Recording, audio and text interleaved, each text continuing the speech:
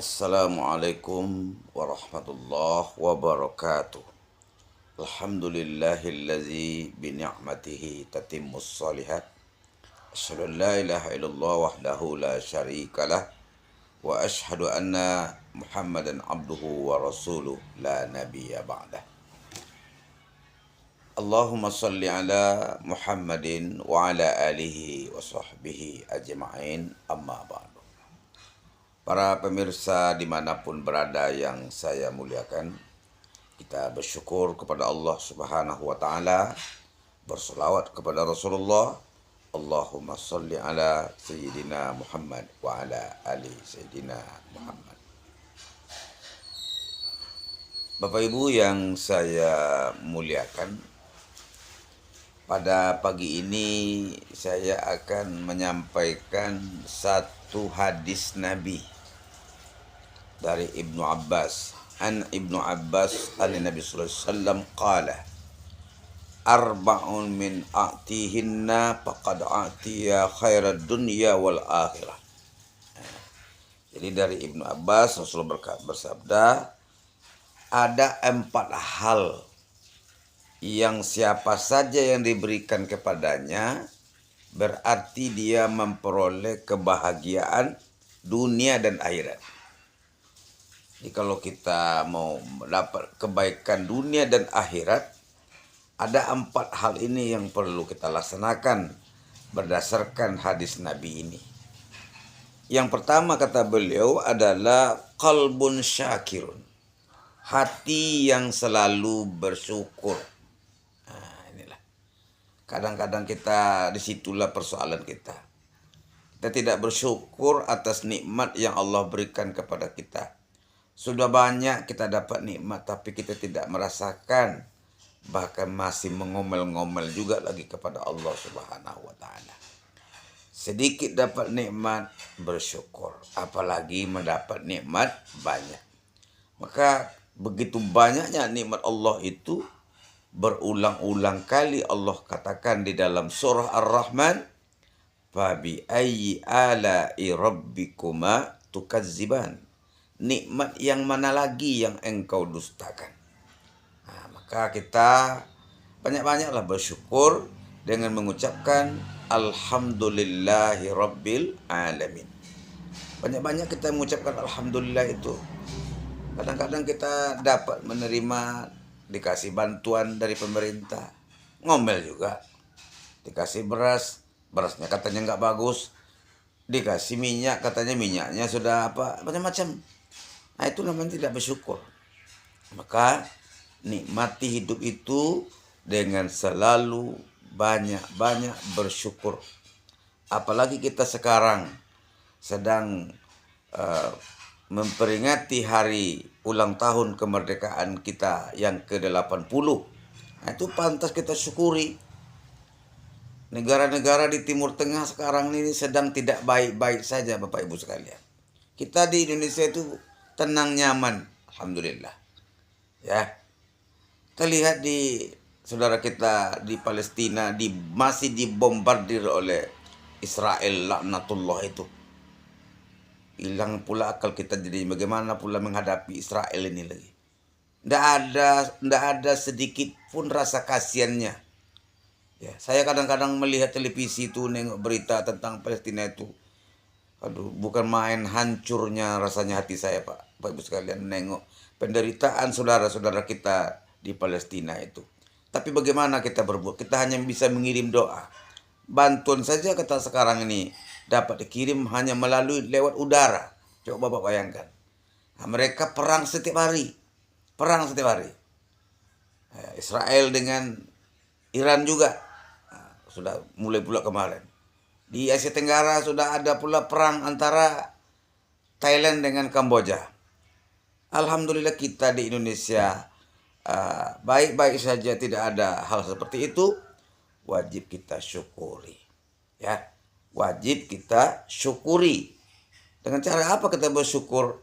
Dengan memanfaatkan nikmat yang Allah, ketenangan dan kenyamanan itu kita gunakan untuk ketaatan kita beribadah kepada Allah Subhanahu wa Ta'ala. Dia apa? Yang pertama adalah qalbun syakirun. Qalbun syakirun. Hati yang selalu bersyukur. Yang kedua adalah walisanun zakirun. Lisan yang senantiasa banyak-banyak berzikir. Jadi lidah kita ini atau lisan kita ini jangan kita pakai untuk mencaci maki orang, sumpah serapah segala macam. Banyak-banyaklah lidah kita itu mengucapkan kata-kata zikir. Apa contohnya? Kaki kita kena batu, astagfirullah. Kita diundang orang, insya Allah. Melihat yang aneh-aneh, subhanallah. Ada lagi masalah lain lagi, la haula wa la quwata illa billahil aliyil azim. Di banyak-banyak kita berzikir kepada Allah.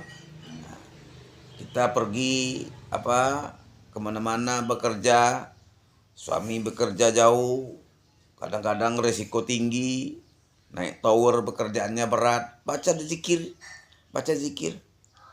Bismillahillazi la yadurru ma'asmihi syai'un fil ardi wala fis sama wa huwas samiul alim. Bismillahillazi la yadurru ma'asmihi syai'un fil ardi wala fis sama wa huwas samiul alim. Dengan menyebut nama Allah, tidak ada lagi kemudaratan, baik yang datang dari langit maupun yang datang dari bumi. Kemudian rasanya rezeki kita agak seret, banyak-banyaklah membaca hauqalah. Apa itu? La haula wala quwata illa billah. Mau sampai ke azim juga boleh. La haula wala quwata illa billahil aliyil azim. Kalau bisa sekitar 100 kali lah dalam satu hari kita mengucapkan la haula wala quwata illa billahil aliyil azim. Ya. Menjelang salat subuh, setelah selesai azan subuh, kita melaksanakan salat sunat fajar atau qabliyah subuh. Menjelang muazzinnya itu iqamat, kita baca zikir. Apa zikirnya Pak Ustaz? Subhanallah wa bihamdi subhanallahal azim astaghfirullah. Subhanallah wa bihamdi subhanallahal azim astaghfirullah. Subhanallah wa bihamdi subhanallahal azim astaghfirullah. Kalau bisa 100 kali pula kita baca Bapak Ibu sekalian. Siapa yang mewiridkan, yang merutinkan membaca subhanallah tadi itu, insya Allah Allah akan karuniakan rezeki yang berlimpah. Jadi selesai kita sholat subuh, kita banyak lagi zikir-zikir yang kita baca. Mudah rezeki kita, apalagi kita baca Pak Ustadz. Ya Latif, Ya Latif, Ya Latif, Ya Latif. Baca sebanyak 129 kali. Ya Latif, Ya Latif, Ya Latif. Baca 129 kali. Ada lagi zikir yang paling hafal ada. Zikir yang kita dapat rezeki seperti hujan lebat. Apa itu? La ilaha illallah al-malikul haqqul mubin. Itu zikirnya para malaikat. La ilaha illallah al-malikul haqqul mubin. Muhammadur Rasulullah sadiqul wa'dil amin. Itu. Jadi kita banyak-banyak berzikir. Kalau kita sudah banyak berzikir, kita dipanggil oleh Allah Subhanahu wa taala nanti. Insya Allah lidah kita akan mengucapkan kalimat-kalimat zikir. Karena apa? Dengan zikir itu hati kita jadi tenang. Ala bizikrillah wa tatma'innul qulub. Hanya dengan zikir kepada Allah, hatimu jadi tenang. Bapak Ibu yang saya muliakan, itu yang kedua. Yang ketiga, wa badanun 'alal bala'is sabir. Yang ketiga adalah sabar, badan yang sabar menghadapi ujian. Hidup kita ini tidak mungkin sehat terus Pak, tentu ada sakitnya. Itulah pakaian hidup namanya itu. Maka kita selalu berdoa minta sehat kan. Allahumma afini fi badani. Ya Allah, sehatkan badan saya, ya Allah. Allahumma inni a'udzubika fi sam'i. Sehatkan pula pendengaran saya. Wa fi basari, penglihatan saya. La ilaha illa anta. Tiada Tuhan selain Engkau. Kita minta sehat, ya. Namun walaupun kita minta sehat, ujian-ujian sakit dalam hidup itu tetap ada. Itu harus kita terima dengan lapang dada. Ada orang yang sakitnya itu berat, ada yang sakitnya ringan. Itulah namanya pakaian hidup. Bagaimana sakit yang diderita oleh Nabi Ayub alaihissalam, Bapak Ibu sekalian, tidak ada penyakit yang seberat penyakit Nabi Ayub itu, Bapak Ibu sekalian. Nah, dia sanggup, dia senang aja, dia tidak ada masalah apa saja ya, penderitaannya itu. Dengan kesabaran yang dimiliki oleh Nabi Ayub itu sudah sampai kepada puncaknya. Nah, istrinya pun memohon kepada sang suami, "Bang, berdoalah bang kepada Allah supaya badan abang sehat lagi. Malu saya," katanya, "berdoa. Baru sekian tahun saya sakit. Nikmatnya sudah berapa tahun kita nikmatnya, bahagia itu. Nah, kalau tidak sanggup kamu lagi melihara saya, pinggir aja lah kamu dari rumah ini." Akhirnya tinggallah Nabi Ayub sendirian. Dalam kesendirian itulah dia bermohon kepada Allah. Ya, doa Nabi Ayub itu sakit-sakit yang dideritanya itu. Jadi kalau ada bapak-bapak, ibu-ibu yang kena penyakit, coba ikhtiar pula doa Nabi Ayub ini. Apa doanya Pak Ustaz? Anni massaniyad dur wa anta arhamur rahimin. Anni massaniyad dur wa anta arhamur rahimin. Ya Allah, saya ini sudah darurat, saya ini ya Allah. Sudah darurat saya ini ya Allah. Engkau maha pengasih lagi maha penyayang. Nah, jadi doa Nabi Ayub itu tidak langsung sehatkan saya Pak, ya Allah, tidak. Engkau maha pengasih lagi maha penyayang. Anni massaniyad dur wa anta arhamur rahimin. Jadi kita apa saja rasa sakit yang kita terima, itu semuanya adalah sarana untuk mengampuni dosa kita. Tapi memang memakainya itu berat, Pak, ya. Memakai kalimat atau doa ini kajian ini memang berat. Sakit ya. Jadi mudah-mudahan kita sakit, adapun kita kena penyakit, kita berobat dan banyak pula kita mengadu kepada Allah Subhanahu wa taala. Di doa Nabi Ayub itu dia sudah sampai kepada puncaknya. Akhirnya fastajabna lahu. Kami kabulkan doa Ayub itu. Hentakkan kakimu ke bumi itu, yuk. Keluar air dari sana, minum kamu dengan air itu dan mandi kamu dengan air itu. Itu pula lah kiasnya. Kalau bapak-bapak punya dapat air zam-zam, ambil air zam-zam itu, minum dan dimandikan dibasuhkan kepada tubuh ibu yang sakit, ke bapak yang sakit. Ya. Banyak minum air zam-zam itu. Air zam-zam itu adalah air yang terbaik seluruh dunia. Kalau air-air yang lain itu berbulan-bulan dia berbuih dia, Pak. Tapi kalau air zam-zam itu bertahun-tahun tidak apa-apa dia. Itulah air yang terbaik. Jadi kalau dimasukkan, didoakan air itu dengan doa tadi. Sesudah itu kita boleh dimandikan ke badan kita itu. Fastajabna lahu. Kami kabulkan doa Ayub. Hentakkan kaki kamu ke itu, yuk. Mandilah engkau dengan air itu. Akhirnya Nabi Ayub sehat sebagaimana semestinya, sebagaimana biasa Nabi Ayub telah sehat kembali.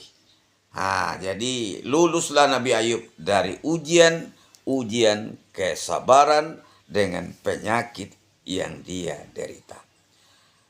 Bapak Ibu yang saya hormati, yang keempat, wa zaujatul la tab'ihi khaunan fi nafsiha wa mali. Yang keempat adalah istri yang tidak berkhianat dalam dirinya maupun harta suaminya. Jadi dalam sini artinya pasangan hidup kita. pasangan hidup kita tidak berkhianat.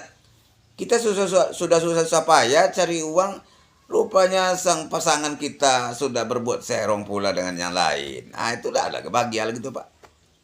Kita sudah bersusah payah untuk mencari harta, karena laki-laki sudah pergi ke luar negeri cari uang. Ternyata istrinya sudah bermain pula dengan laki-laki lain di kampung. Atau sebaliknya, suami istrinya di kampung sudah payah-payah memelihara anak. Sang suami rupanya entah apa pula kerjanya. Ini tidak lagi bahagia sama kita.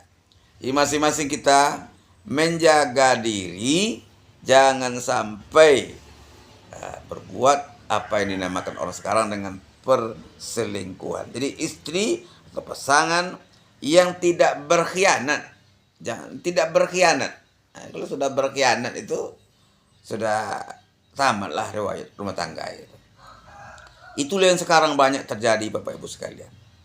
Ada TKW yang pergi merantau ke luar negeri karena susah hidup di kampung. Dia yang pergi merantau cari pekerjaan. Sudah ada bertahun-tahun lah dia pergi merantau ke Arab Saudi. Sudah bawa uang pulang. Ternyata sang istri tidak mau lagi, tidak ingat lagi kepada suaminya. Sedangkan sang suami di kampung tuh susah payah tuh untuk memelihara anak segala macam. Inilah, apabila salah satu itu sudah berbuat tidak lagi ngikut aturan itu, terjadilah persoalan. Ya, pulanglah orang dari merantau tadi, sang istrinya. Sang suami pun tentu karena dia namanya masih sah suami istri, tentu dia berkeinginan untuk melakukan hubungan kebutuhan batin. Sang istri menolak. Tidak bisa lagi katanya, karena saya sudah bertahun-tahun pergi. Oh, enggak bisa begitu. Itu yang terjadi dulu, Pak, di satu kampung tuh. Tidak bisa dia menunaikan nafkah kepada sang suaminya, dibunuhlah, tinjulah oleh sang suaminya kepada istri yang baru pulang tadi. Rupanya sang istri itu kuat pula badannya, dicarinya pisau, ditusuknya istrinya itu, suaminya itu. Inilah ada lagi bahagia seperti itu. Kenapa tidak lagi sang istri sudah berbuat yang lain di sana, sudah tahap pula kerjanya. Sang suami begini pula. Ini jadi persoalan, membuat penderitaan bagi penderitaan yang berkelanjutan. Inilah kira-kira kuliah subuh kita pada pagi ini.